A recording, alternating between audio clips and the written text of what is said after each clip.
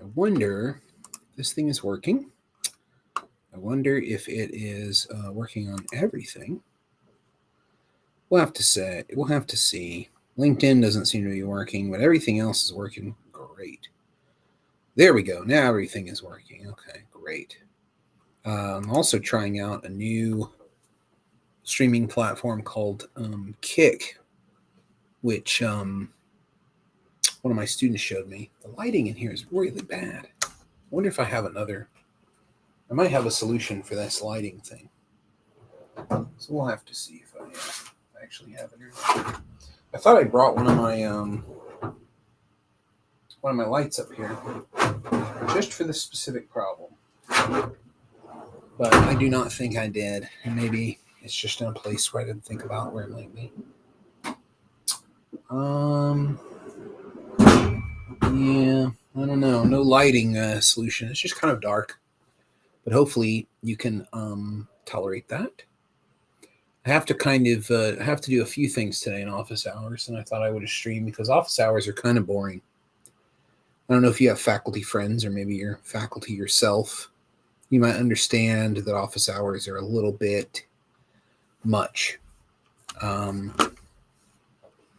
just wonder why we even have them still. I don't think that they're. I don't think that they're very useful anymore. Let's check out this Kick thing and see what it looks like. I wonder if it's actually streaming on Kick or not. If we're streaming on Kick or not.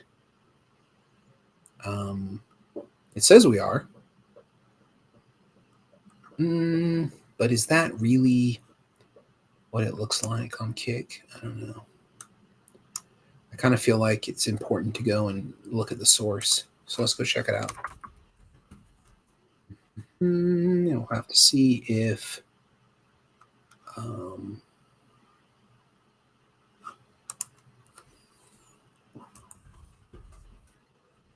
let's see if I appear. It says I'm offline, which is very weird because it says I'm streaming in the other channel. Yes, I would. Please automatically sign me in. Let's look. Creator dashboard is just going on. Okay. Well, it says that. Okay.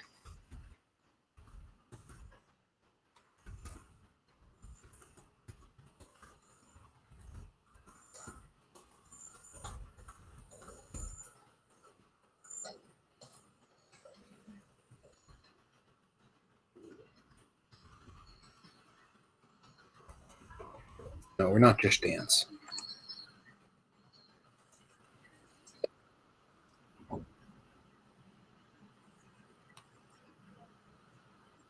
Okay, I wonder if the chat on Kick is actually going to come through or not. I don't think it's going to.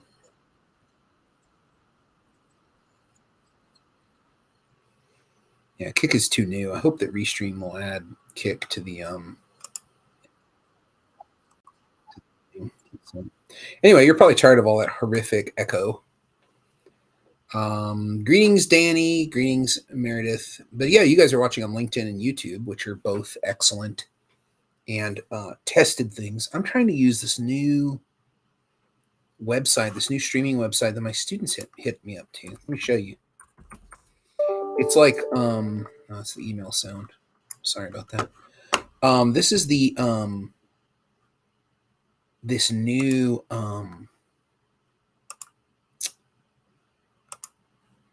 streaming service that's like a Twitch competitor. Kick.com. Let's go. And it's just really a bunch of like, I mean, this is the kind of like typical Kick kind of consumer, this kind of person with like, you know, beer neon signs, and he doesn't have a weapon on the wall back there, but it's that kind of a vibe, like Call of Duty, bad facial hair, a samurai sword on the wall, talking about free speech, and I don't know. It's just a bad vibe. But I still made an account on Kick anyway. But they don't have any censorship, I think, is the attraction. I think that's the attraction to Kick. But I'm streaming over there. Supposedly, there's a stream operating there. I don't know if people will be able to chat with me in the main restream window. Yeah, the other ones are not working. But yeah, you got mail. That's exactly right. University mail. It's probably from the meeting I just had, where it's like, hey, why no? Just spam. I think I'll turn my email off. But yeah, but like what I was saying earlier, I have a lot to do today in office hours, which is unusual for me. I'm trying to bring order to the chaos here. I'm teaching a classical rhetoric class. So here's some of the research I was doing for that of readings that we are going to look at or have looked at. So I've been looking at all these books and all these readings for classical rhetoric, and it has been super fun. But at some point, the thing I'm really bad at as a teacher, well, there's a long list of things I'm really bad at as a teacher, but one of the things that we're really focusing on chirotically that I'm bad at as a teacher is making sure I give them like a reasonable amount of readings for the time that we have. And I think I've kind of been a little bit hardcore on that, maybe assigning too much, and so that's kind of tough. But over the break, I have to figure out what we're going to read for Roman rhetoric. We're still ancient Greece, so that's been kind of fun. So I've been organizing books. It's a really bad situation in here.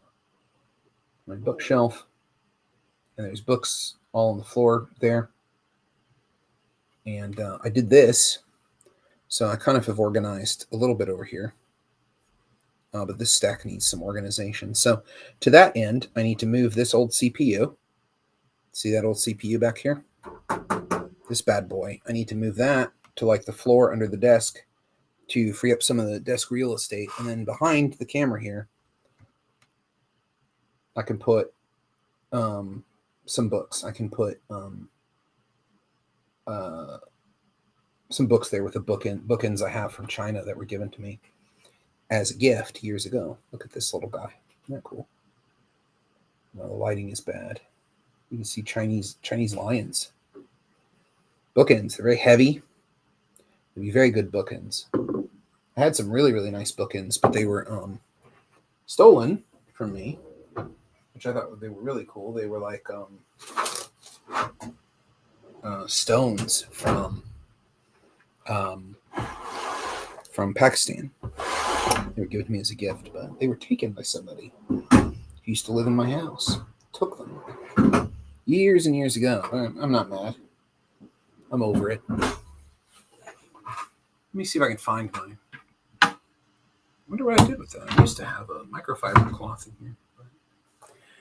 I don't know what I did with it. And I swear I had a microfiber cloth. I was going to clean off the bookends and talk to you. Yes, piles of books are organization. Epic Danny. How are you doing, Danny? It's been a long time. I'm glad you're here to drop by the office hours. Fantastic to have you here. I wonder if anybody's going to come by from my actual classes this semester. Probably not. They're probably still in class. It's only 3:30 here in New York, so a lot of day left. But I'm here till 5 o'clock. Light day at work for you. Very good. Yeah, this is my last day at work.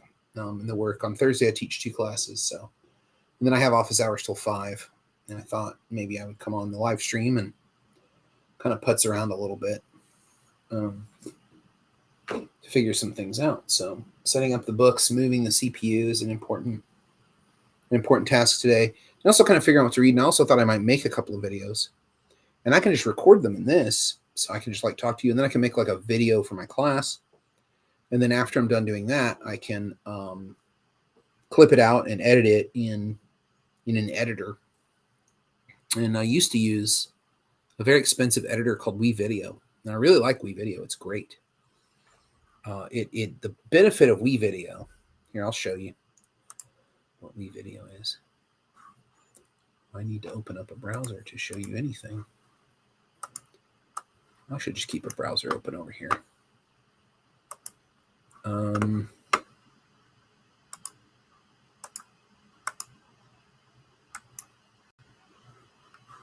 So let me show you WeVideo. It's really good. So the advantage of WeVideo is that you can make a video, and it's a nonlinear editor that works in any browser. And so when you go to render a video, you know how like when you do it on your Mac laptop or your PC, when you go to render a video, it's like, well, I guess I'll let the computer render the video. It might take 20 minutes, and it's just kind of like the progress bar slowly going. Kind of annoying. WeVideo is nice because the rendering takes place on the back end. But it's expensive. And I used to make a lot of videos on this because it was great. I could use a Chromebook and do nonlinear video editing in 4K. Great. But it's too expensive for me. And then I got an email from Filmora saying that they had decided to actually make their lifetime license lifetime. So I'd bought Filmora 7 or Filmora 8 years ago. And then I found out they were like, well, we're giving the license to all the people who've ever bought Filmora. You can have this license. So now I'm just going to use like Filmora 12 and edit that way because it's free. And I guess it doesn't matter if I render something on a computer. I have so many laptops now in my life that I can go and work on another one while a video is being rendered. So it's not so much of a concern anymore. I'm pretty happy about that. That's not bad. Pretty happy. You would hope, Danny says, I would hope a lifetime license would last a lifetime. You would hope that this was the case, but apparently a lifetime license means the lifetime of the product, which was whatever they wanted it to be. And people got kind of pissed off about that, rightfully so. And they kind of complained and had a big stink. And then Filmora changed their minds, which is, I think they made the right decision. Actually, very good. I wonder if anybody's watching on Kick. I have a morbid fascination with Kick, if you haven't noticed, because it's new. I'm going to go look and see if anybody's watching my stream. Is anybody watching me? Let's see. I am offline. Okay. Well, there we go. I think that Kick is maybe a non-starter until until I figure out how to stream to Kick from whatever I'm doing here on Restream. All right, well, that's okay. We still got the big four: Facebook, YouTube, Twitch, LinkedIn. Still got the big four. So that's good. Yeah, I want to access the new Bing. Have you guys seen about Bing? That crazy, the New York Times had a crazy person who had a 3-hour chat with the Bing robot. And I wonder why it says that. That's kind of funny.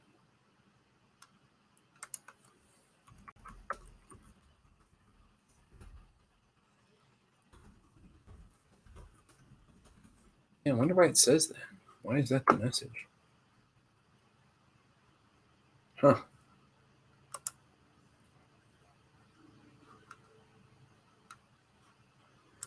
That's funny. I wonder why it does that. I don't want it to say we're going live in November. That's what it keeps saying. That's very strange. I wonder why it does that. Hello, Marilyn. I am watching you. Yes, very good. I'm not watching you, so you have me at a advantage. The advantage is yours. Welcome to office hours. Welcome to my office here at St. John's University in lovely Queens, New York. It's about to really rain out there. It's like, I don't know. Looks like it's going to rain. I brought my rain jacket, so don't worry about me on my way home. We'll stay dry. But I need to make a couple of class videos. What should I wonder what I should do first. Should make a video on research maybe, and then maybe a video, but I'm a little bit annoyed at the lighting in here. I have a couple of really good vlogging cameras that I use sometimes to make class content. I have a GoPro. Then I also have this other really nice vlogging camera that I kind of keep in here. Maybe the light is in here. I just didn't look in the right place. Put this camera back. Nope. No light in there. Little lonely camera that I hardly use anymore. Kind of sad. Well, I thought I had a ring light or something in here, but maybe I brought it home and put it away. That can happen, right? I could put things where they belong. It could happen. It could happen. It could be one of these things.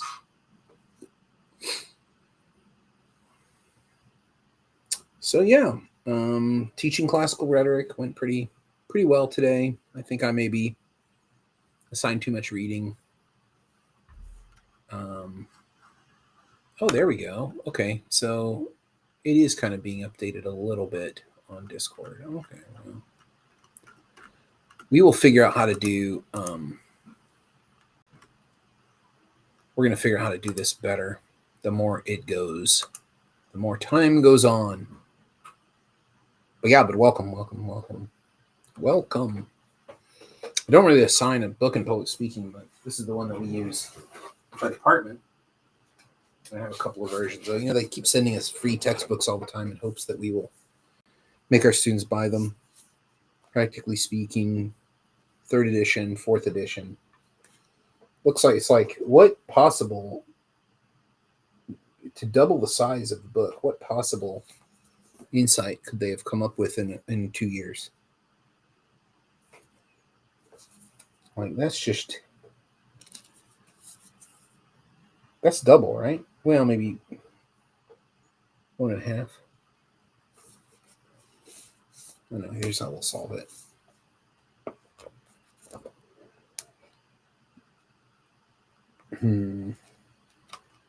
Yeah. Maybe it's just an optical illusion. It's not really that much bigger. Well, it's a little bit bigger. I'd say maybe there's like 1/8 more content in there, but these books don't really offer it. Public speaking books don't really offer a lot other than expected discourse about speech. And if you pay for a college class or you pay for any public speaking training, if they just confirm what you already think about speech, then I wonder what the value of that instruction is. Should they be adding to? One of the things about any kind of training or education you want to ask yourself, I would say, is that what's the value added? Did this add value to my life? Or that question of assessment rather than grading. Grading is you did it to the tastes of the instructor, right? Which is the rubric the instructor provides. Assessment is, what can I do now that I couldn't do before? What can I think now that I couldn't do before? What do I feel now that I couldn't feel before? What do I see now that I couldn't see before? What's the value added to my life? And maybe it's that a realization that you saw something a certain way and now you understand why. So like, for example, you're like, I really, really loved this poem, but now I have a different understanding or a different insight into why I really like this poem. I think that's kind of the value of education. So, excuse me. I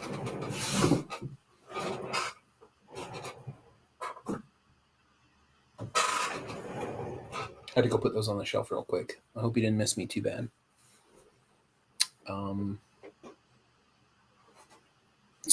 So I had to make a video about research and I have to make a video about topic selection. And was that the video I wanted to make? I feel like I should have written this down. Maybe I didn't write it down.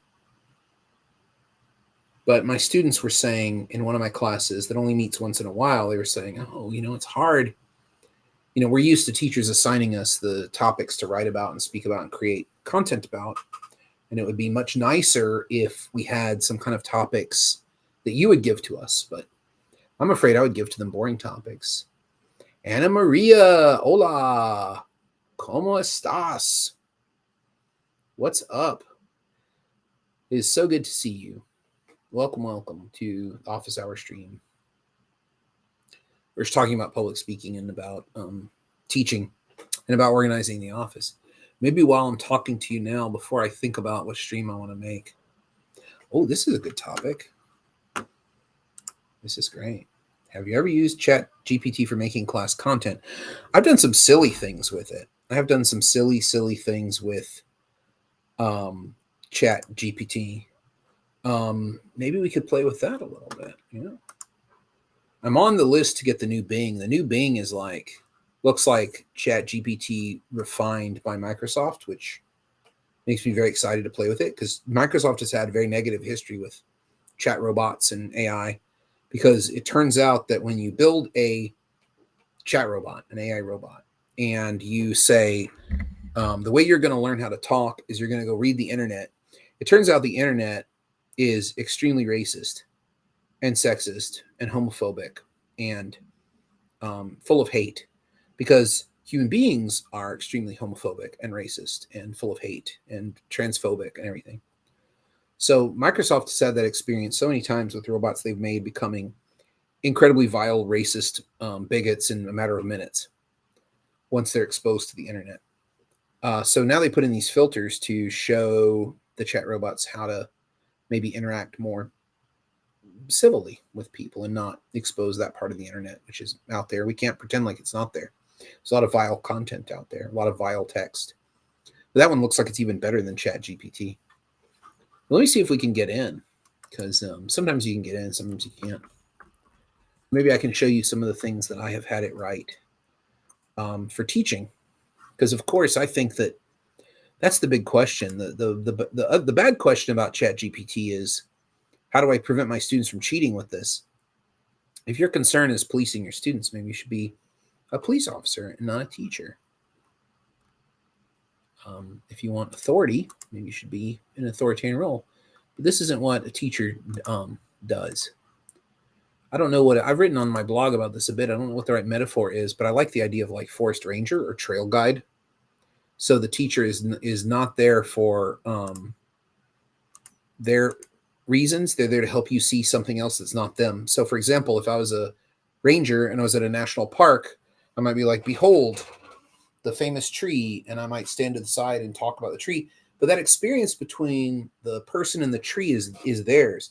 I'm there to show them different ways of looking at it and provide them context to appreciating it. So I assign a reading in a class, whatever it might be, like Aristotle, which I'm doing in public speaking. And then this book on dialogue, which is one of my favorites. This book is so incredibly important to me. And I love teaching it. Here's David Bohm. I think he's an incredibly gifted and smart individual to go from physics and to write about from physics and then to go write about communication and to win the Nobel Prize in Physics, right? Communication. More about David Bohm later. Teaching these things, I want the highlight to be on this, right? And I'm just going to say, here's some things to look for. So I'm kind of like the tour guide. I'm not the content of the tour. And that's the way of thinking about teaching. So the assignments are ones that I put, and I don't think any program or any method of cheating could capture. I don't even know how. I think it would take a lot more brain power to cheat than it would be to just do the assignment. So let me show you something I did with ChatGPT as an experiment. So see what you think of this. I think this would be kind of fun to talk about. Everybody, well, Anna Maria will know about this. Maybe not everybody, but everybody knows about the Toolman model. Everybody knows about the Toolman model. So I asked Chat, can you guys see this okay? Should I magnify it? Whoops, wrong screen. I just magnified my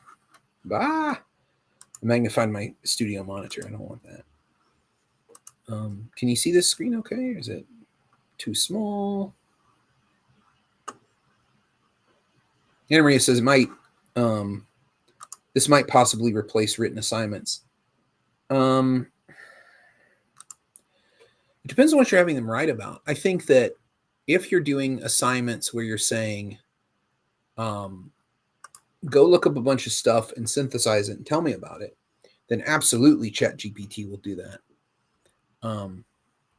That's better. Can you read this? This might be a little bit better. Is this better? Please let me know in the chat. If your assignment is go out and find a bunch of information and synthesize it for me in a paper, I feel like ChatGPT will replace your assignments. But I think if you think about writing in a different way, writing as not reporting, but writing as epistemology, as a way of knowing, as a way of learning, writing as inquiry, or writing as creation, then I think you can come up with all kinds of really cool assignments. So there's a guy, I wonder if I have this book here. I'll show it to you if I do. There's a book called Assignments Across the Curriculum.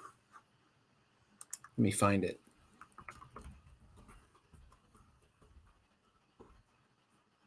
This book is a very powerful book. Oh, here it is right here. Dan Melzer. $44. Oh my God. Where's mine? I need to sell it. I want to go out to eat. Yeah, man. I already know the book. I could sell it. $45. Holla, holla. Anyway, this book is a very good book if you can get it from your library or something. So what Dan Melzer did was he just went on to Google, a very simple tool on Google, and he Googled writing assignments, and he just downloaded like 5,000 something college writing assignments.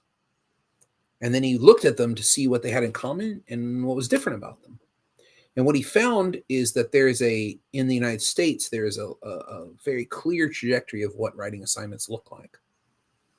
And that is a 5-paragraph essay that's meant to speak to the teacher as a grader, not as an audience member, not as a persuader, but someone who's not looking to have their mind changed, but looking at the form of the argument of the paper. He says not necessarily bad, because you can learn from that. But he said fewer than 2% of all college writing assignments are creative. That is, asking someone to tell a story, create a narrative, or make something new. Fewer than 2%.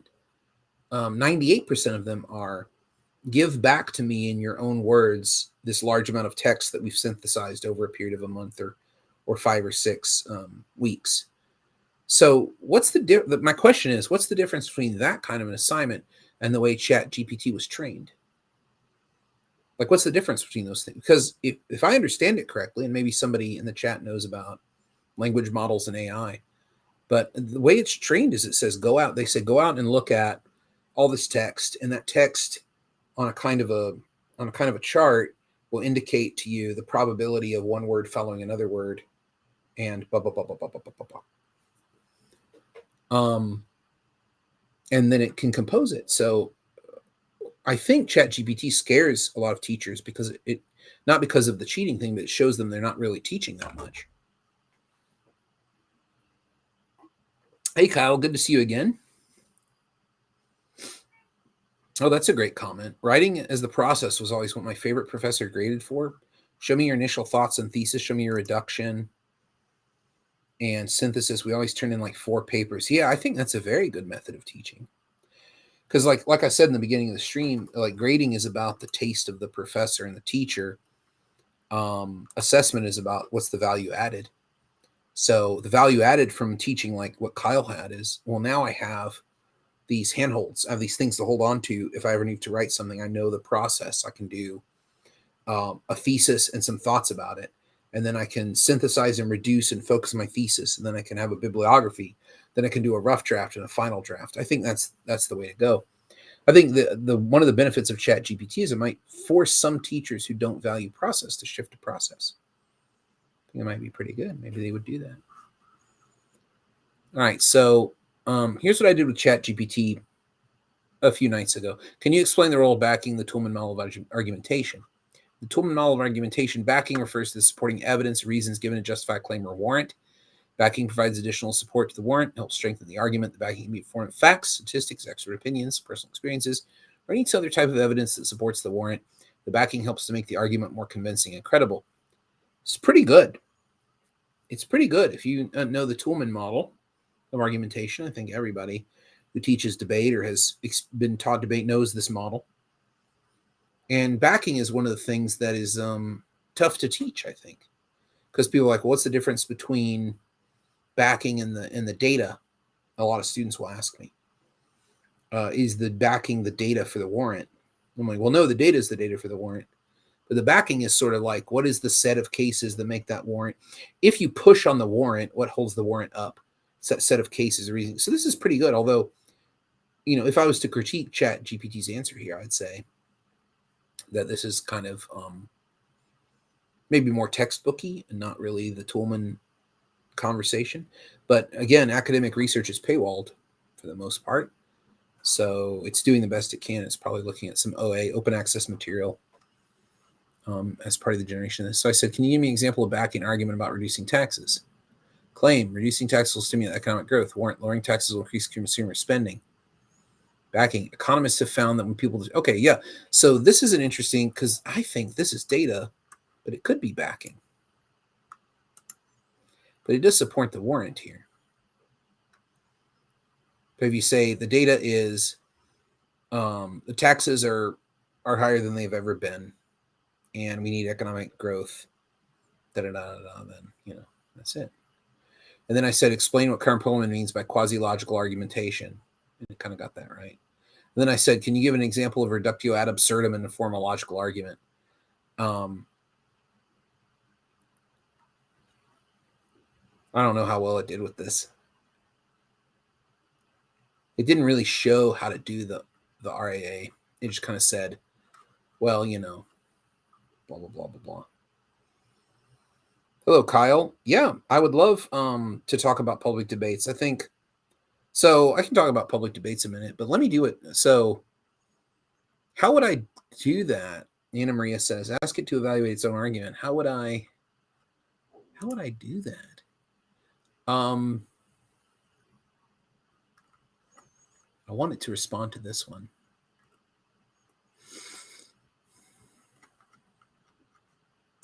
Let's see. Can you evaluate quality of your tax reduction argument above that you made above? You think that makes sense to it?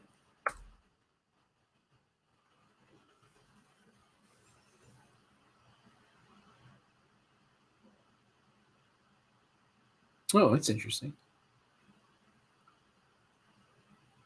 See, a concise claim, warrant, and backing, which are the key components of a well-structured argument. Is that true?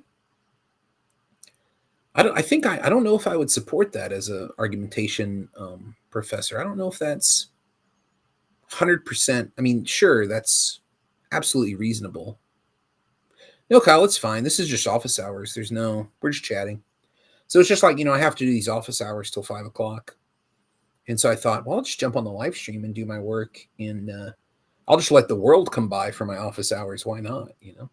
But if an actual student comes by, maybe I should crack the door, because what if an actual student comes by? I actually do have a job, believe it or not.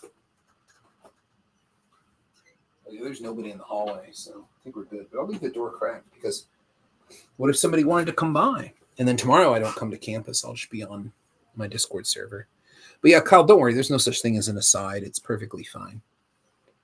What do you think? I mean, Anna Maria is an argumentation expert too. What do you think about this?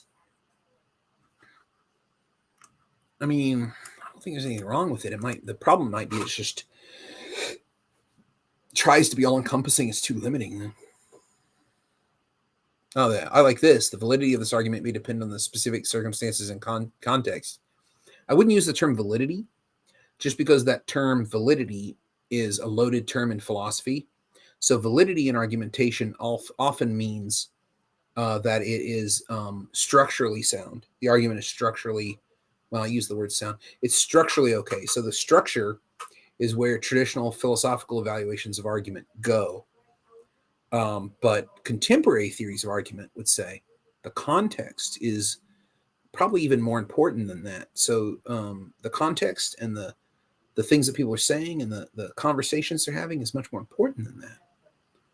So for me, I'm much more of a context guy. If this is a binary, of course, the structure and all these things fold together. But it's also who's saying it and under what conditions they're saying it, and what they're basing what they're saying on is also incredibly important too.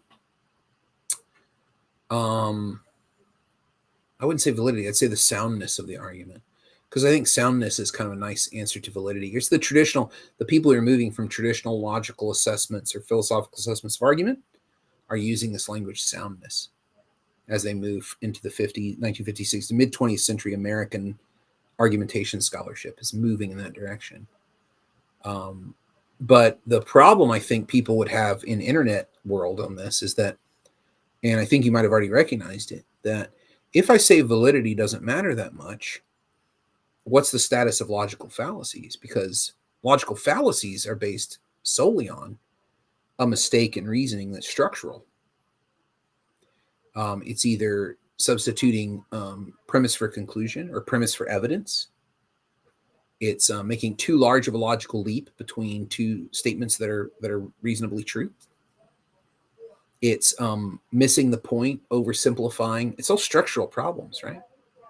So people get nervous when you start to say validity doesn't have as much oomph as you'd like, because they tend to lose their primary handhold of how they engage an argument, which is to locate fallacies and point out fallacies and say, you committed a fallacy. You're fallacious. You're done, right?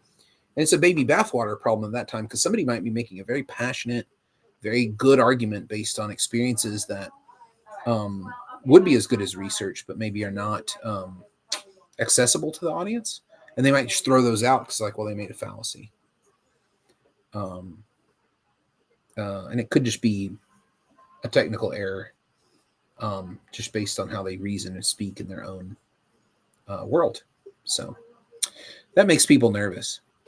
So Anna Maria says it's like a formal evaluation, like ticking boxes. I think so too. I think, what's missing here is the consideration of audience, right?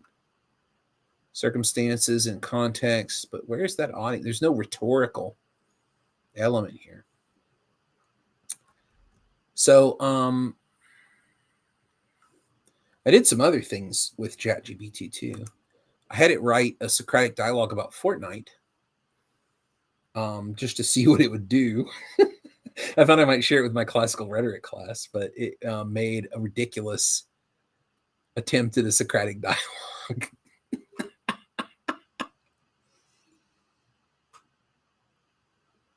I like the idea of Polemarchus correcting Socrates that the purpose of life is not just to win. And Socrates is like, wild. It's like role reversals. So very funny.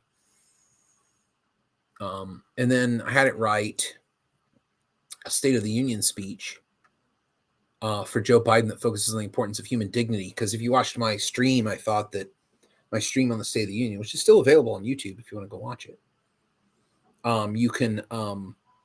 I said, will you write a State of the Union speech that focuses on human dignity? Because I wanted to see if ChatGPT could give us some topoi, some things to work on, places to go to build better arguments. That's what the topoi are. Topoi is this Greek word. We get the word topics in English from it. But topoi is like ready-made kind of frameworks for arguments. So, for example, think of it like the pie pan that you can put the dough in and make the pie crust.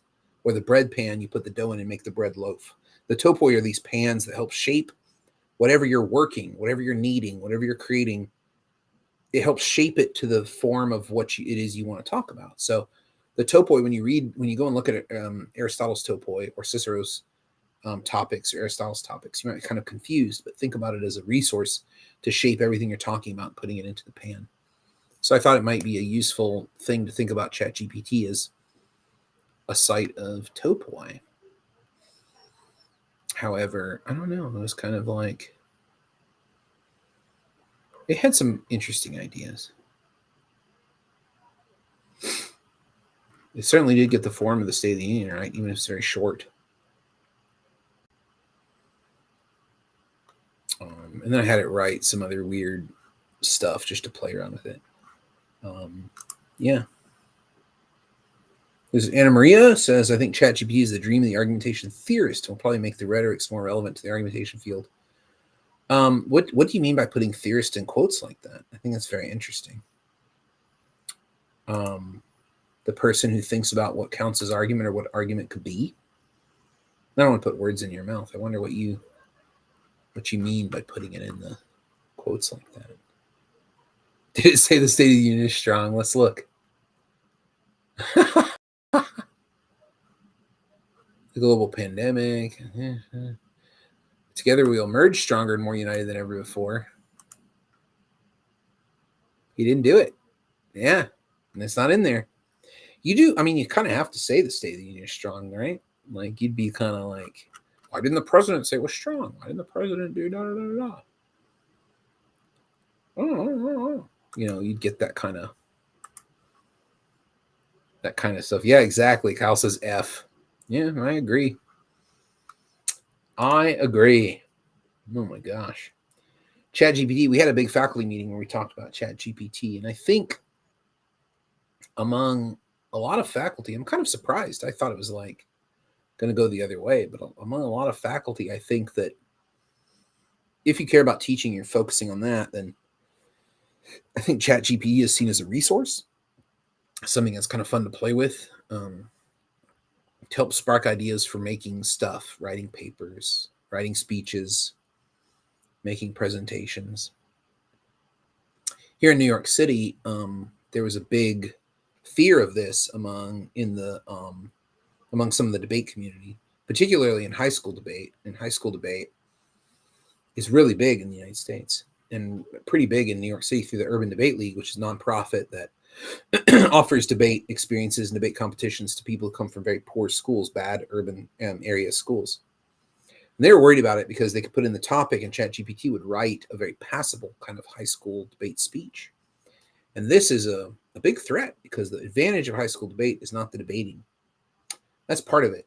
The answering questions, thinking on your feet, the style of it. But a lot of people would look to the preparation, the research, the coming up with a case, the writing out, the working with other students to come up with good arguments on either side of a topic is the advantage of high school debate. So ChatGPT seemed to eliminate that. So it kind of got people a little nervous. But I think that now the New York City Urban Debate League is offering all these sessions about how to use ChatGPT to hypercharge the value of debate and hypercharge the value of working in debate and doing these kind of things in the classroom and helping the students get a lot of benefit out of it. So it's kind of a role reversal. I think at first it was kind of scary, but now they kind of reversed and said, actually, it's a very beneficial educational tool. So that's kind of nice. I think that's kind of nice. All right. It's time for me to accomplish one of my many tasks. All I do like talking to you people about your questions, so keep them coming. Or whatever's on your mind we can talk about, as long as it's rhetoric related. One of the things we might think about is in the United States is forgiveness, the articulation of forgiveness, the articulation of justice, the passing of sentences, with the sentencing of the Buffalo killer yesterday, and the intense passion and really sadness of all the victims' families in the courtroom. Like, what is that? Is it justice? Like, you know, when he comes out and says, "Oh, I'm sorry, I did this." Like, I don't think anybody believed him. And if you do believe him, or whether you believe him or not, how do you appropriately articulate the role of forgiveness in that? If there's a guy who just, he just shot up a grocery store because he doesn't like black people, he's a racist, and he killed a lot of people, and he did this willingly, planned it out and everything. Oh, I'm sorry I did this. Well, I mean, it doesn't really balance with what you did. So that's something that's on my mind, is like the articulation of forgiveness and the appropriate times to forgive and inappropriate times to forgive, which I think is on a lot of people's mind with that. But we talk about anything you want. We talk about, one of the things I wanted to do, a stream I wanted to do, was to talk about Nikki Haley's campaign announcement. Because as you may or may not know, probably may not know, I have written about campaign announcements with my good friend AJ. We wrote a paper together that was accepted as a chapter in C-SPAN book on, let me see if I can find it here. Is it here? It's not even uploaded. I wonder what I did with it.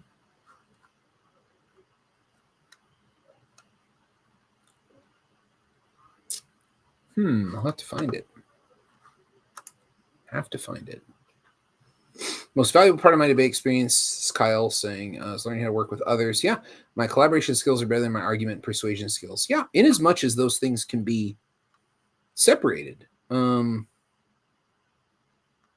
wonder, because we often do think of like persuasion, argumentation as not a cooperative endeavor, right? We think of those things as like, well, I'm opposite to you. But a lot of people, it's kind of like a commonplace now where a lot of people say the best way to persuade somebody, change their mind, is to be a good listener. So it's this ironic, young people don't really want to hear this, but this ironic idea of like, be quiet and listen, and you'll make a lot more headway than attacking somebody with tons and tons of facts and information and stuff like that. Yeah, I wonder if we should have a conference about. Well, there is going to be a conference about this stuff. I hope I get to go. There's this great conference. I'll show you this because I can't find my paper, but I will talk about Nikki Haley in a minute.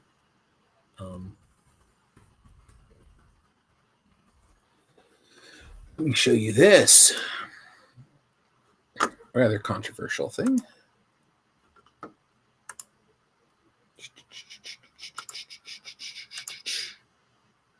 Power of the internet. The first international conference on debate and dialogue in Doha, Qatar. Depends on if you're British or American, how you pronounce that. This conference looks so good, and the deadline is still open,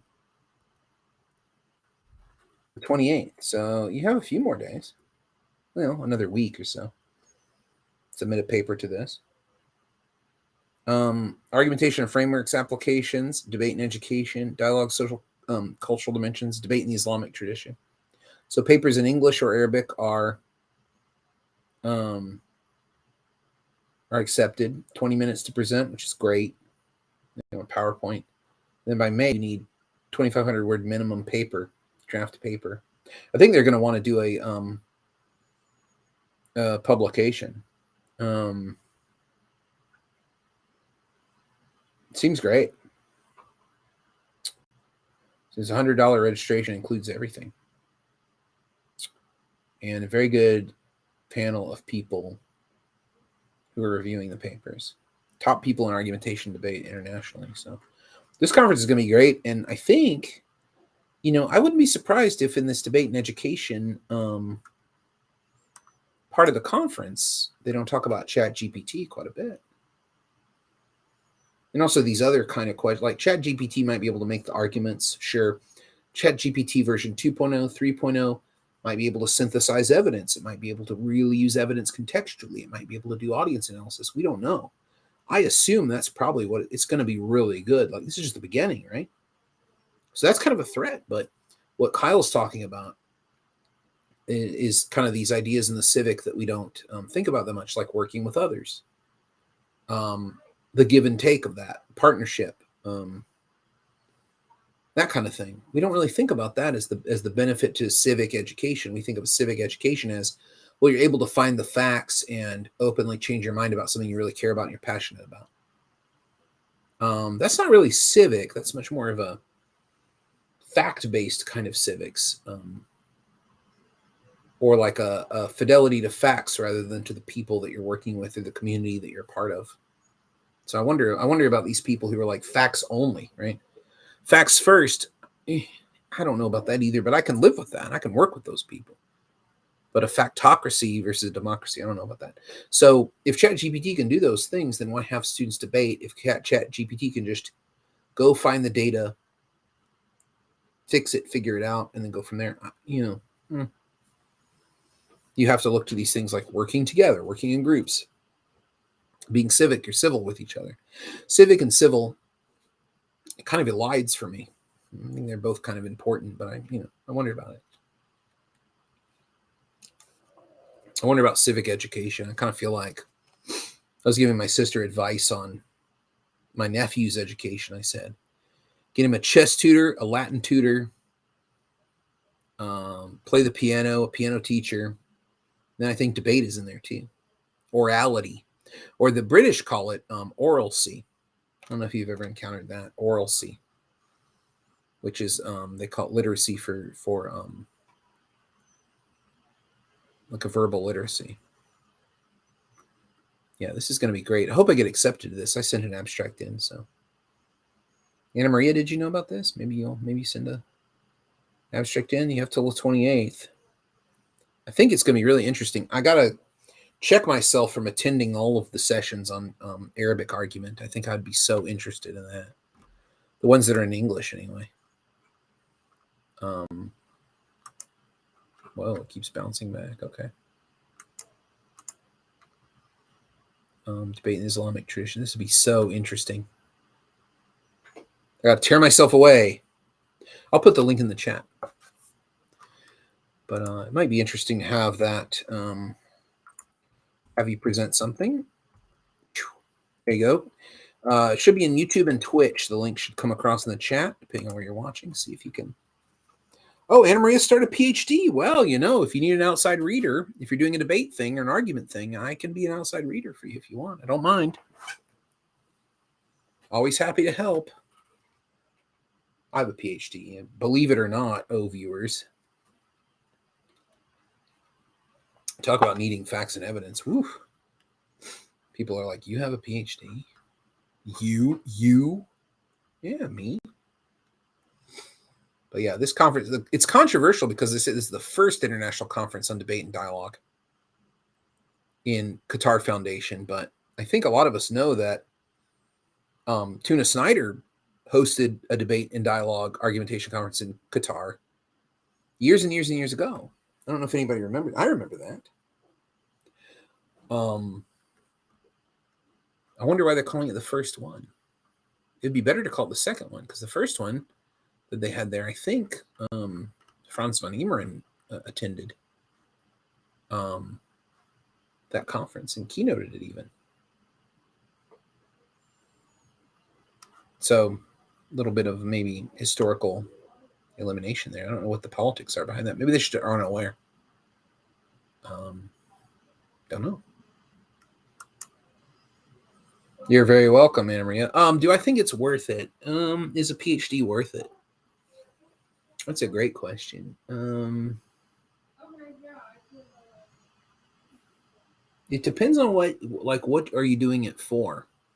If it's to give yourself a number of years to concentrate on a question that you think is really, really, really matters, and you want to do serious research on that question and focus on that question and read a lot of complicated texts about it and really get comfortable with it and then produce something about it, it's a big question for you, a PhD is absolutely worth it. In the United States, job-wise, it's hard to answer the question because higher education is in trouble in the United States, primarily based on how people think it should be funded. And they make a lot of moral arguments about that if you want higher education, you should have to pay for it because it benefits you. And if you take out a loan, you should make sure you get higher education as something and pay that loan back. It's all your choice. And you're dumb if you choose to take a loan out for a PhD that has no income back for that loan. So it's very much like moral judgment on an intellectual thing based purely on an immoral system of capitalism. So it's a bad scene. There is another argument that makes a lot more sense, which is like things should be funded that support the public good. And in the United States, we don't follow the rest of the world on some of these ideas. For example, communication networks like television broadcast signals, radio broadcast signals, and internet bandwidth and things like that. Things like so-called the FCC's with so-called net neutrality and things like that.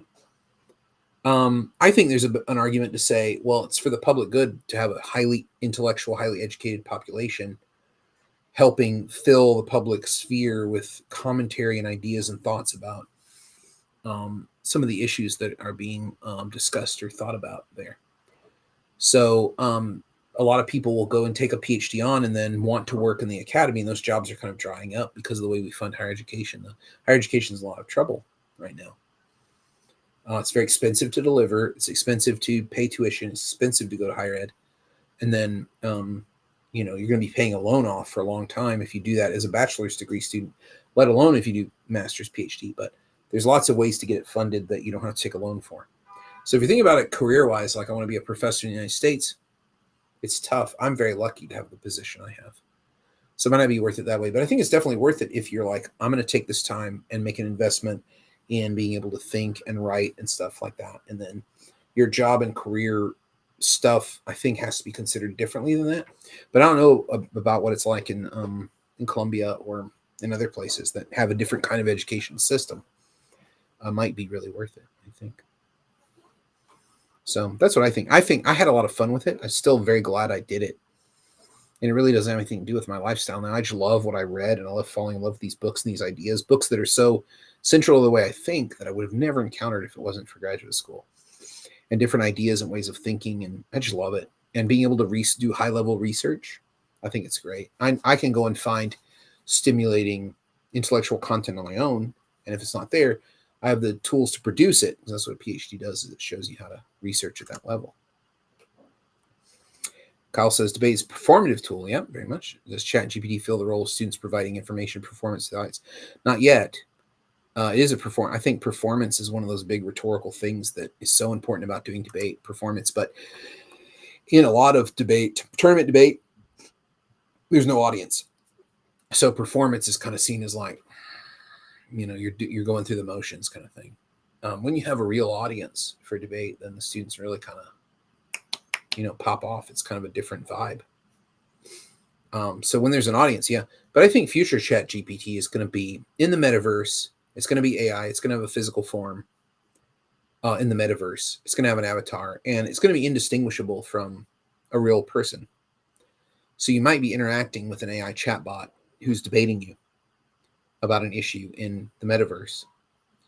And you might think it's a real person and be doing this stuff, but they might have been a chat AI programmed to performatively move you towards something, right? You can think about, it's not hard to imagine what organizations might pony up the money to do that, to kind of get public opinion on their side on certain things. But the metaverse is also global, so you might run into a lot of chatbots that are talking about nonsense that you don't care about because it's not impacting your country or where you live. You might be like, I don't know what they're talking about.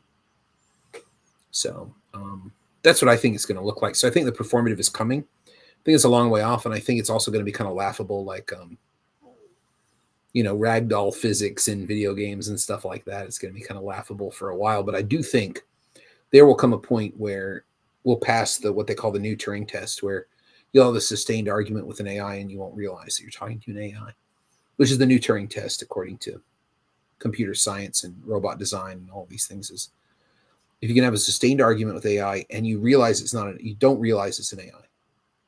We have AI at that point. But then my question would be, what's artificial about that?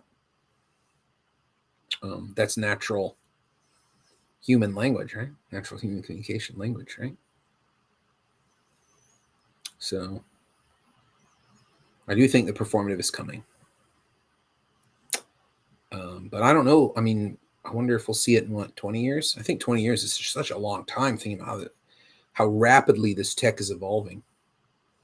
Have you guys watched the IBM Project Debater videos on YouTube? I show those in my debate class from time to time. There's one where IBM Project Debater debates. It's like an AI debate computer. It's meant to debate people and try to convince an audience that they have the better argument, just like a standard debate would be. Project Debater took on Harish, who's a very famous Cambridge debater. I think Anna Maria knows who that is. Me and Harish debated Project Debater. They took a vote from the audience, and people did not support Project Debater in that debate. There's another Project Debater where they took it to the Cambridge Union, and they had a floor debate in the Cambridge Union, which is everyone kind of raises their hand to speak, and they kind of have this parliamentary debate in the Cambridge Union. And IBM Project Debater didn't really participate in the debate other than to offer information. Like, according to 65% of people. But it's like the kind of information you'd get from a younger student speech, like a younger undergraduate, newer to university undergraduate speech. So it wasn't really that compelling to me, but the Project Debater stuff was really interesting. That was very cool. The one with Harish, that was a cool one. I show that in my debate class to think about. Is there something human about debate? Is this something that would be a human thing that other creatures couldn't replicate or that other intelligences couldn't do? Is debate something that is a human thing? Because we used to say that about communication, like in the 1960s, right? We say, what separates the human from the animal? And people would say, communication. People say, yeah, bingo. But then we have the work of Jane Goodall. We have the work of all kinds of marine biologists on whales and dolphins and other cetaceans. And it's pretty unquestionable that these creatures communicate. You look at birds. Birds communicate. What is birdsong? It would be hard to explain birdsong and bird chirping without it being communicative. Trees and plants communicate. Plants of the same species will release chemicals, and that way their roots don't choke each other out. They find ways to grow and avoid. So is that communication? Good questions. I'm reminded tonight I'm going to go. My friend Travis gave me a link to a conference at University of Maryland about the AI stuff in the classroom. He's like an education PhD guy, so I think I might turn that on, get some good snacks, maybe make a pot of coffee, and watch that on Zoom. Isn't it great how video, like this thing I'm doing here now, like even just a few years ago would have been impossible to do. It's really nice. And then I know we're all kind of tired of Zoom from the pandemic and everything, but I think all the video chat stuff is so great how normalized it has become. Because now you can see all kinds of great performances and lectures and attend conferences and all kinds of great stuff for very little cost, really. If you think about it, it's like, and there's things that maybe you wouldn't even be invited to that wouldn't be in your sphere of influence that you can attend and learn from. All right. Good night. Anna Maria is living in Spain. My goodness. Thanks for staying up so late. España. Okay. Buenas noches. Anna Maria in Spain. I wonder if you're at the University of Madrid. I wonder. She'll come back and tell us later, but it's like the middle of the night over there. Super late. In office hours in NYC from Oregon. So you're super early. You're on the other side of the world. My goodness. We've got a broad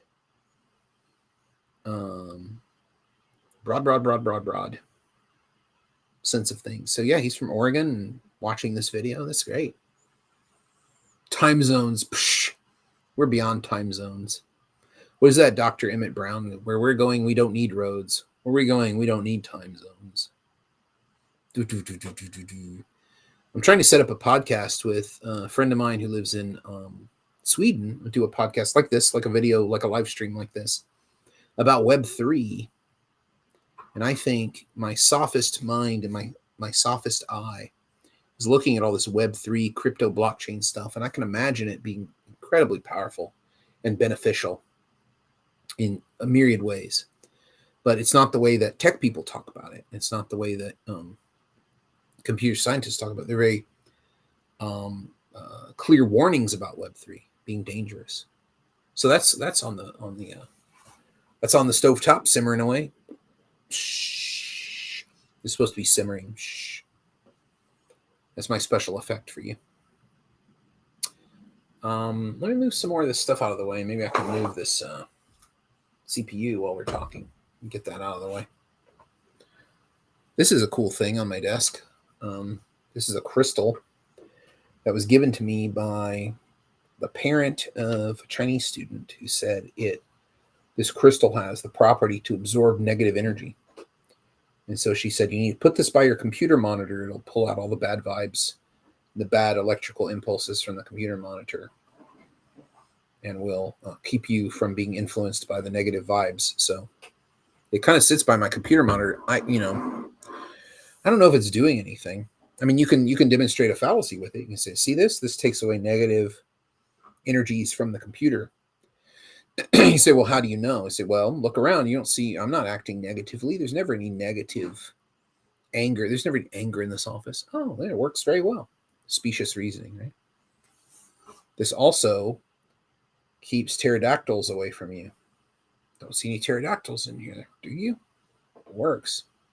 Specious reasoning, one of the most classic of the classic fallacies. Fun stuff. All right, we're going to put this light here. God, everything is so covered in dust. I need to find my... actually, I should probably just bring a Swiffer up here. And Swiffer the office. That would be kind of nice to do. Move my on-air sign. I should probably try to figure out how to put this behind me, because this would be good to have turned on for for when I'm actually doing the live stream. That's actually pretty good. Might take a photo of that. That's actually pretty good for cover photo for when we do these.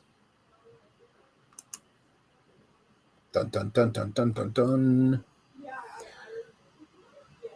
Yeah, there it is. Print screen. All right. Excellent. All right, very good, very good. Now I got to go away from full screen so I can read the chat.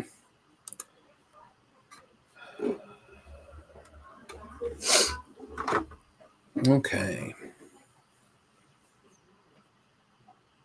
Today, actually, I kind of feel like I could put more books over here. I wonder if I could. Could I put more books into the side view bookshelf here? There's my coffee cup. My classical rhetoric books on full display for you. But I think I can just put them right here. We'll see. Now I have to move this computer. This is going to be a little bit of a Herculean effort. A free mouse pad I got from my doctor years ago with a 2019 calendar. I guess I should keep it. It's very dusty though. I guess I could keep that. I'll put it up here for now. That's the problem. Like I try to clean out my office and I try to make things nicer in here, but then I find this old stuff and I'm like, oh, I could keep that. Oh, that's not so bad. Yeah, that's kind of cool. Keep that. And then eventually you just end up with like, you know, all kinds of crap in your office.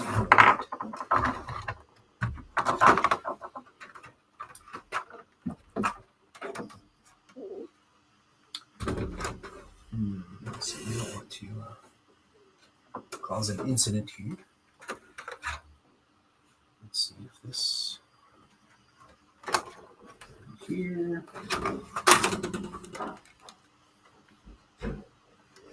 There's a lot of wires involved in moving a CPU. Have you noticed that? A lot of wires involved.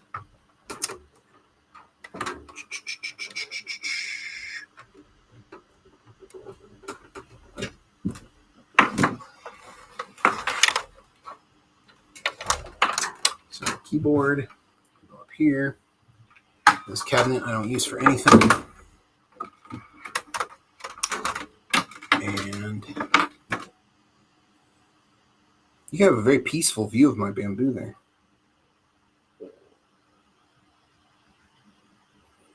Yeah, Kyle has a very good question. That'll be a very good question to discuss once I sit back down here, which is, why not both? So the why not both, there's I'm absolutely, before I address this, I'm absolutely in favor of any kind of innovation with debate.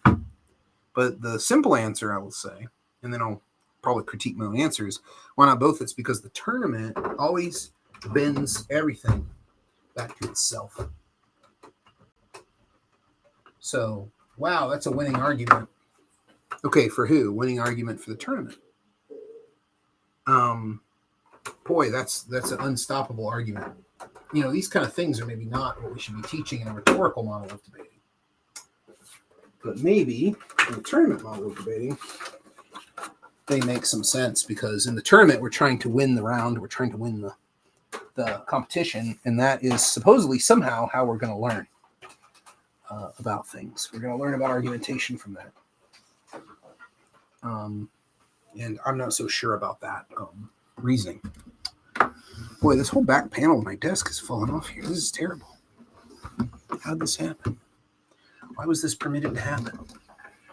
I'm going to push this power cord back behind the desk here. Actually, this whole corkboard thing is kind of stupid. I could just pull it off. Does it just come off? Oh, yeah. Excellent. Who wants this thing? Not me. Look at this. This detachable corkboard thing was like behind here, falling down. It actually gives me another like 4, 5, 6 inches of room. Very good. We'll put that out for the garbage people. Later. When I go home, I'll put that in the hallway. We can dispense with that. Now I have all this space. I can put this monitor back here. Oh, man. This is like a dream come true. So much real estate. Oh, my God. I really do need to clean my desk, actually. All the space in the world. So now I'm wondering if I should just continue the book stacking across the desk the way it is. Because now, all this space. Look at that. Amazing.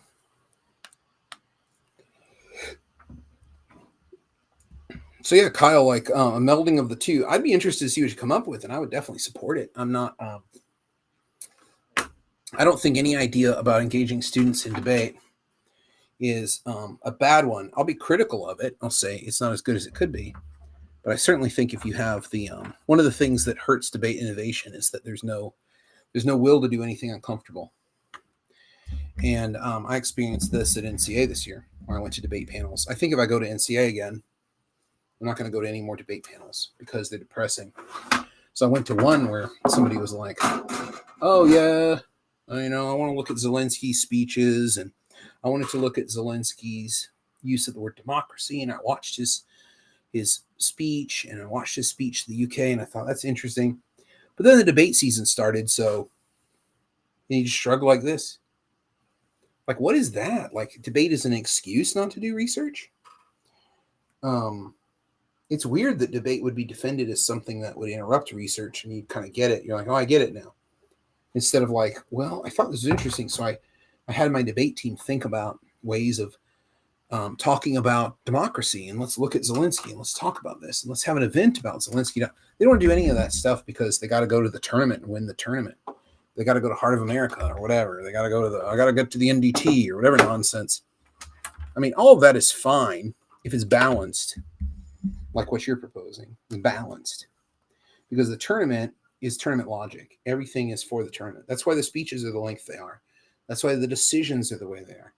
That's why the topics are in the way they are. Everything is bent to conform to this weekend tournament model. And that was like incredibly clear in the pandemic when people just got on Discord and then just did the weekend tournament model. It's clear they didn't want to do anything uncomfortable or unfamiliar. They wanted to do exactly what they were used to. Who knows why? There's not a lot of literature defending the educational benefits of this. There's a lot of anecdotes defending the educational benefit of this.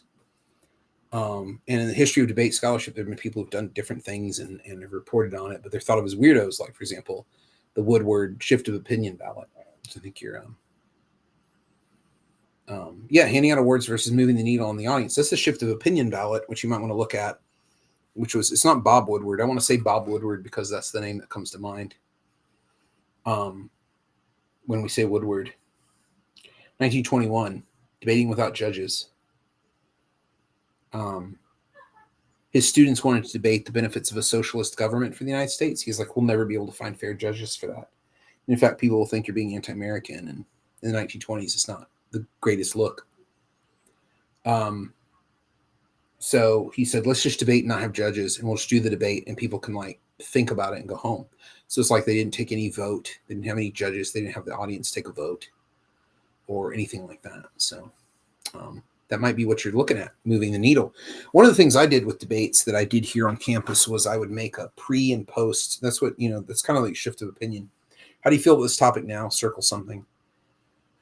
How do you feel about this topic at the end of the debate? Circle something. And then you could track that movement and say, now intelligence squared and other people kind of do this as a way of determining who won was not, did you convince everybody, but how many people, what percentage of the audience moved in your direction. So something to think about. Maybe you could do that. But debating in a vacuum is the problem with the tournament. It's like, I'm really, really good at arguing in the vacuum of the tournament. This argument makes sense in terms of tournament format, but I think format is important if you're interested in fairness. I'm not terribly interested in fairness because in the world of rhetoric, unfairness is what you walk into. It is unfair that you have this audience is extremely biased towards some accidental trait of the people who support your idea. It's unfair that you walk into a room and everyone thinks capitalism is natural. Market relations are natural. That's unfair. But there's very little point in teaching argument in a vacuum if one's interested in civic engagement. I was just talking about this in classical rhetoric today, in a way. We're talking about the difference between Isocrates and Gorgias.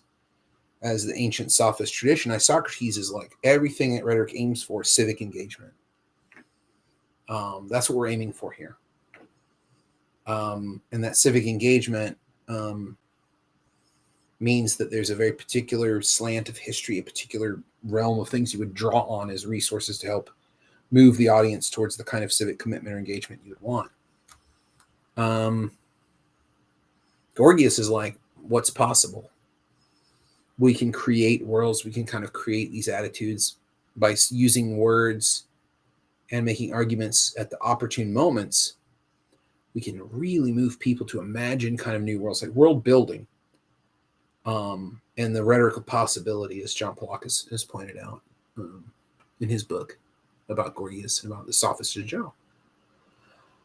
So that's a big difference. So I kind of feel like when I taught debate, I was much more in like the Gorgias kind of realm.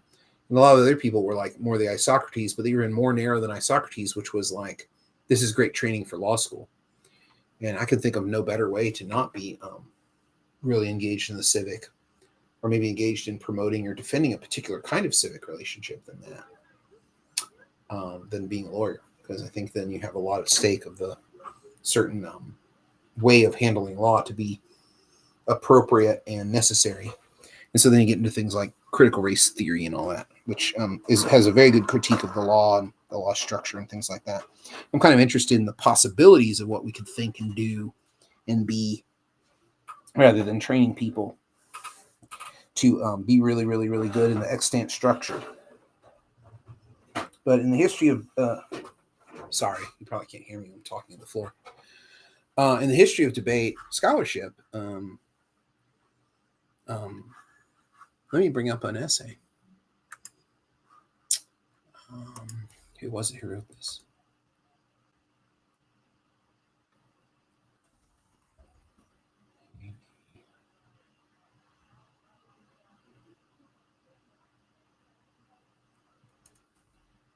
Ed, is it Georgia? What's his name? Friend of mine. I can't believe I forgot his name. But anyway, he wrote an essay about how NDT debate trains people for real influence, because NDT is about processing lots of different information, from different sources and evaluating it. And that makes you a very good bureaucrat. And bureaucrats are all the people who actually have power in the government. It's not about giving inspirational speeches or persuading the masses. It's about being a powerful bureaucrat. And that's a defense of an NDT debate program. That's a legitimate defense. That essay is like legit.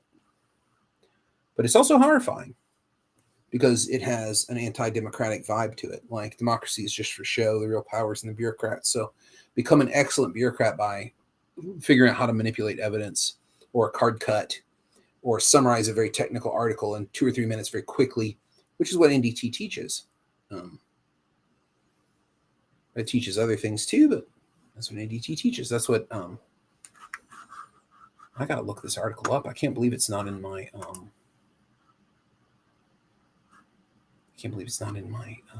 bookmarks. What the hell, people? We got to find this, because this would be an essay worth discussing. I know I was going to talk about Nikki Haley, but I'm starting to get hungry, and it's 15 minutes left of my office hours, but I wanted to. Maybe I'll just stream when I get home. Well, I got to go to this thing at 6:30, so maybe not. So we didn't create any class materials. We didn't really select what to read. I did get my CPU moved. 15 minutes left. Look at that. Oh, look at all this space. I love it. I got to figure out what to do with it, but books are what are going to go there all the way across, I think, to the monitor. I think I've got to do it, and then I can put books with the Chinese lion bookends. These were gifted to me by somebody who did missionary work in China.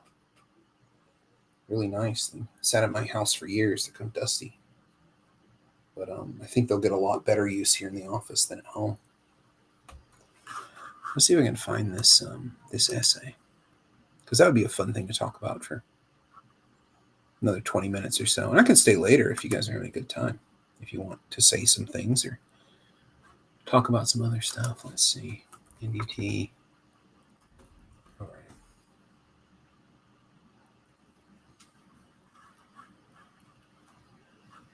Ed Panetta.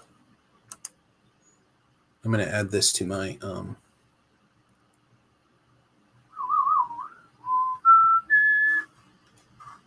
Gotta add this to my my Zotero. Because he's right. He's absolutely right. And it is a really good essay, and I sign it in debate. A&A, let's see. Check for full text. I thought Communication Mass Media complete indexed A&A. Wonder where it's indexed. Not available. That is some garbage. I wonder if I can get it off of I bet I can get it off of NCA's website. I am an NCA member. So import.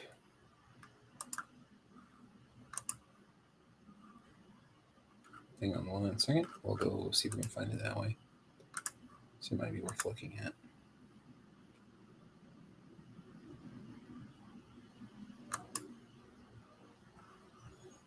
All right, let's see if we can find a copy of this thing.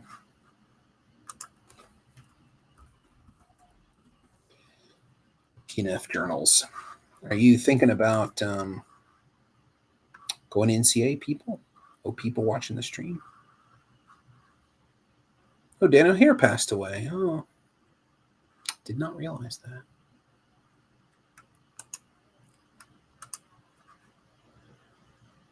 Argumentation Advocacy is now being edited by somebody who shares my view of what that journal should be. Oh, maybe it's not an NCA journal. Now I had that. I wonder where I have that indexed. I know I have this article somewhere.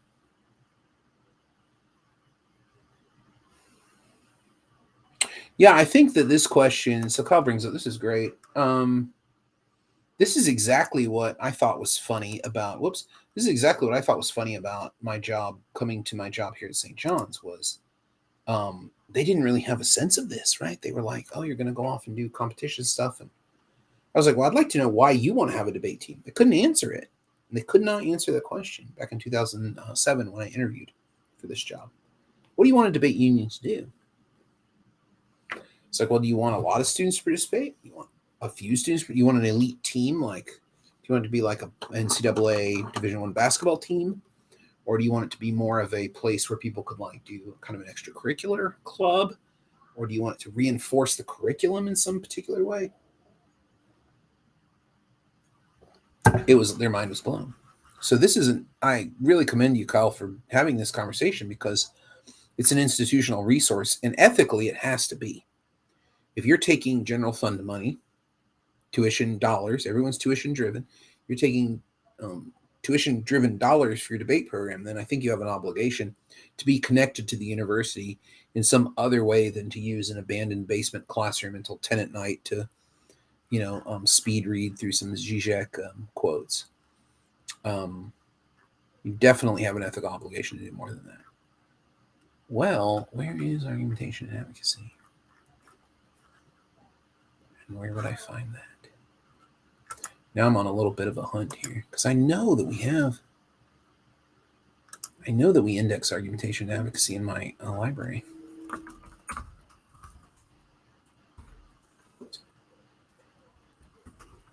Take a look. Yeah, why didn't it link we have it. We have it. We have the meats. Okay, what is that citation? 27/2/1990. Here, let me share my screen with you again so you don't get bored. Just staring at me, staring at the computer. Research along with me, kids. 1990, volume 27, is that what I said? Volume 27.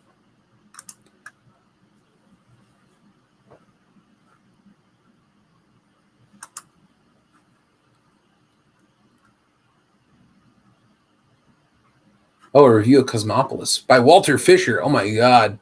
My mind just got kind of broken there. Two titans God, that's funny.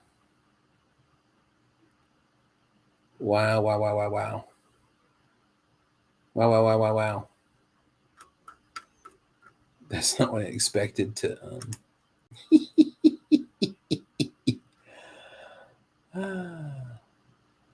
Look at this. This is kind of talking about some of the things that we're talking about, which is like, here's like a forum on different kinds of debate models, I mean, this has always been the conversation, right?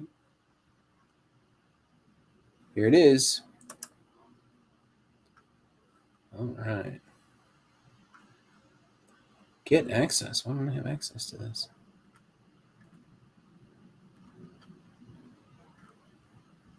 Thought I had access. Man, why would you tell me I have access when I don't?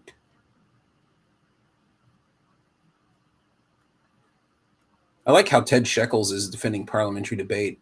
Oh, wait, that's 2017? Isn't this 1990?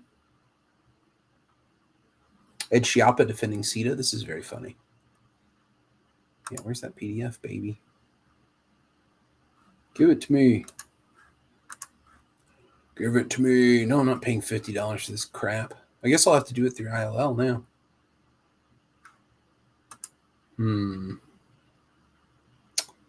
Very annoying. 2019 only. 1992 only. Gail, I can make one file. Let's try ProQuest. I feel like the ProQuest data might be incorrect.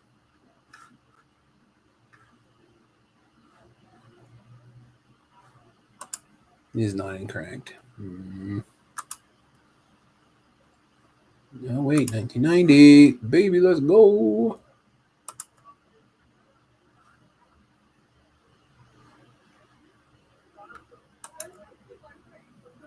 Damn it. Well, I tried all my different workarounds. I still can't find it. So I think I'm just going to have to interlibrary loan it, which is fine, I guess. I have to change my password. I don't want to do that. I'll request the article. Okay, all right, fine.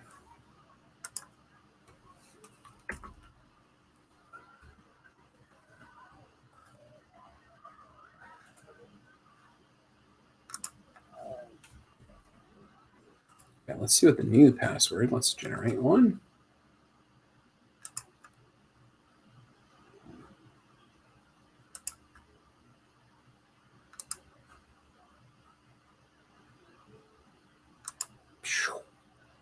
Let's take the symbols out. That was good to me.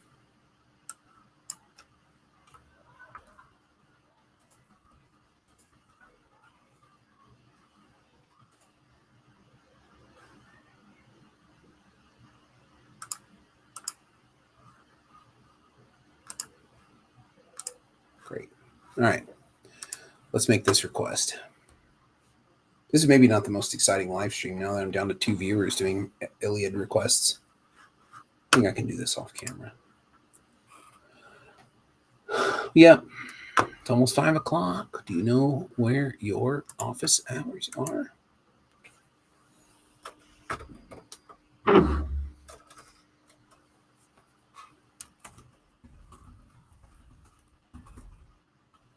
Maybe people would want to see what I'm doing because, like, if they come into the stream, they might be like, "Oh, this is boring." Here we go.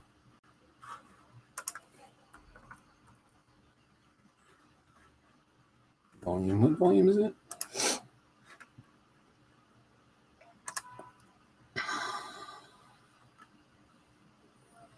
Volume 27, 1990.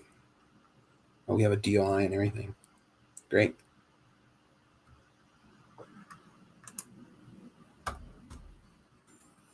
Q2, don't know the month, 1990. But yeah, Kyle, if you're still watching, I'd be happy to help you with that. I don't know what kind of help you might imagine, but I am open. I think this is the kind of thing I'm very interested in.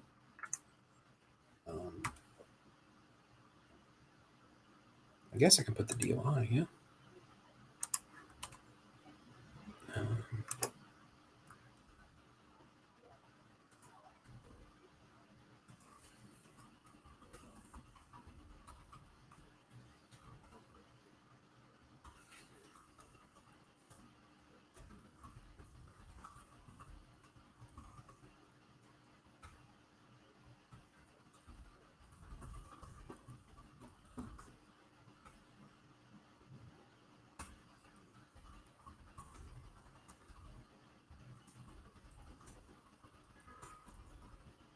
think when I teach debate again, I'm going to teach policy debate.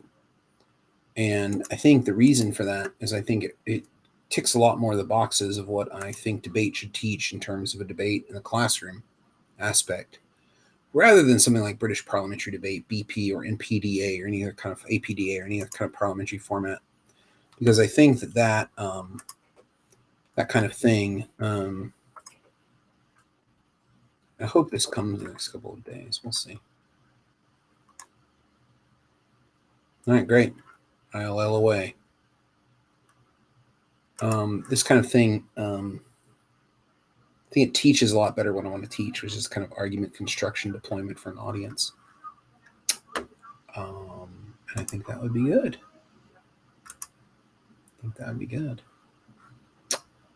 Wow, everybody's watching on Twitch. That's cool. Hello, Twitch. Greetings.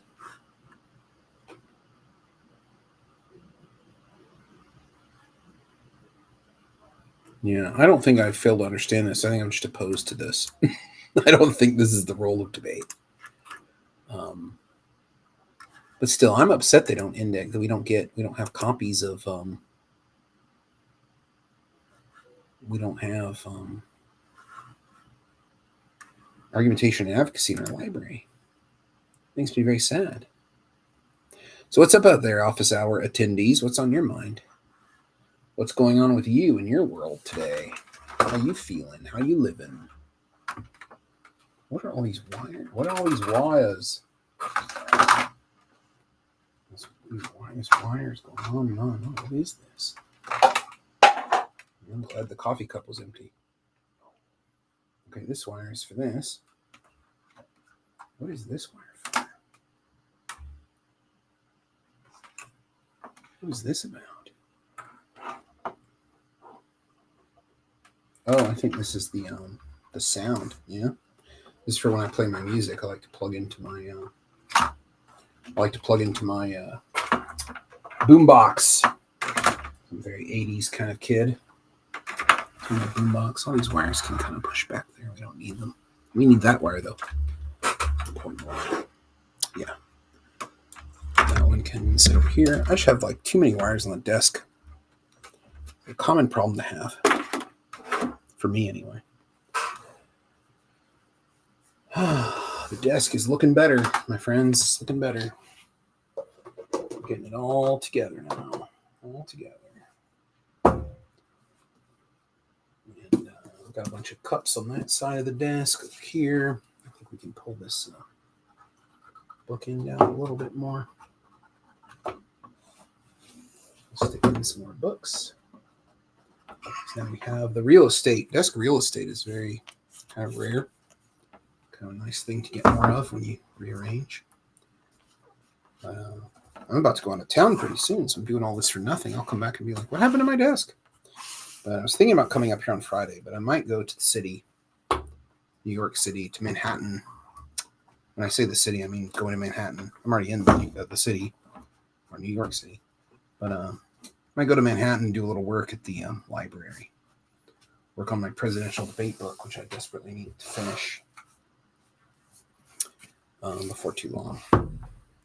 I'd like to get that manuscript together. Man, my desk is like far away from me now. It feels like all this stuff is very far away. I might have to move these books over a bit. Give me some more space to work over here. Yeah, this is great. I have like a little cubby hole back here. Stick some things over there. That'll go in there. I wonder if I should take this other camera with me on my travels. It's kind of a nice vlogging camera. It's not too bulky. It's no GoPro. It's kind of nice. Kind of a nice compact camera. This Panasonic Lumix. Not too bad. I have a microphone for the top of it. I think this could be a good vlogging camera to take with me to various places. I usually just use it in here to film content for my classes. So it kind of lives in here, but I don't know. I think I'm just going to take the GoPro with me on my travels. As the GoPro does well for me.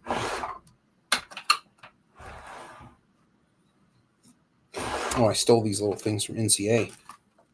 Little tags for name tag, right? Greet from 6 feet.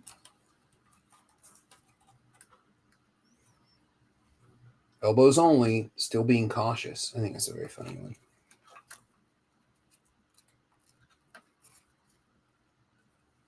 High fives and handshakes. I think these are compatible. No, those aren't compatible. This one is, though. Greet from 6 feet, high fives and handshakes, because you could do like a 6-foot leap, into a high five. So, like, I'll accept a high five from you, but only from 6 feet away. So, you have to solve that problem, my friend. That is a challenge that I have listed to you in particular as a challenge for you. Okay. That should go there. Should go there. I have a lot of tech I can put into this tech cubby.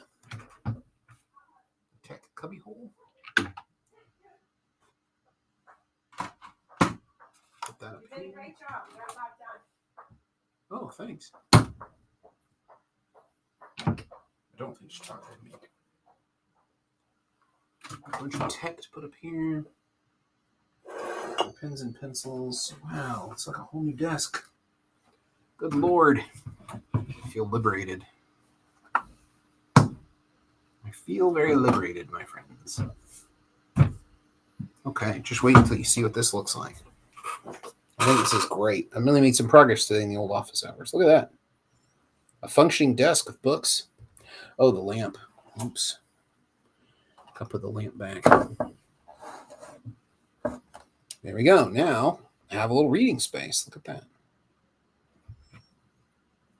Amazing. Amazing.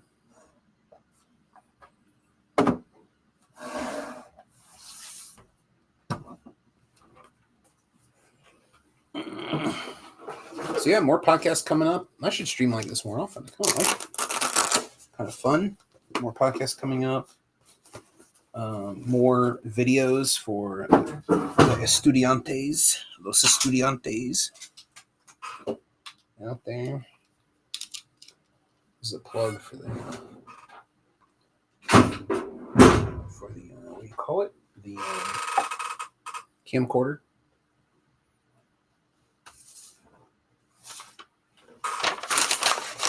Old papers from old lecture notes. Don't need that anymore.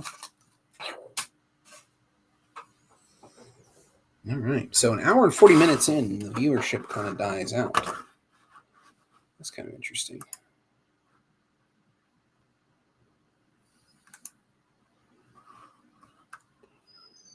Huh.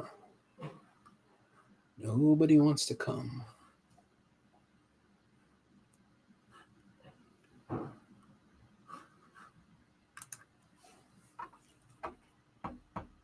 The end of the office hours. I wonder if I can put the what's wrong with the Restream bot on Twitter? It's putting that. It's kind of weird. I wonder if I can fix that.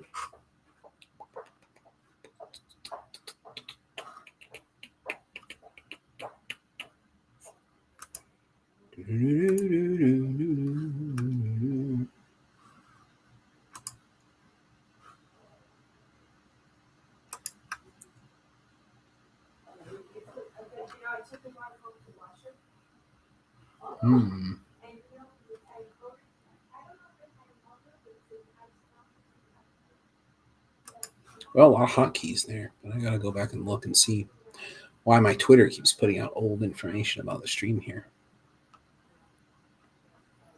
I don't know. All right, well, that's the end of the office hours. I think I'm gonna pack up and maybe head home and do some work at home. But it's been very nice to kind of get the desk operational and to get things kind of clean. I might work on that a little bit longer. But thank you for dropping by. Any amount of time you drop by is great. And of course, if you like to show your support, buy me a coffee, give support. You can subscribe on Substack. This way you can show your support for the streaming activities that I do. So Any amount is, of course, appreciated. And, of course, you don't have to donate anything. Consider this stream valuable.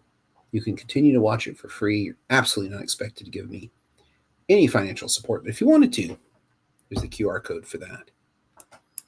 All right. I will see you next time. I think I'm going to end it there. Thanks for dropping by, and talk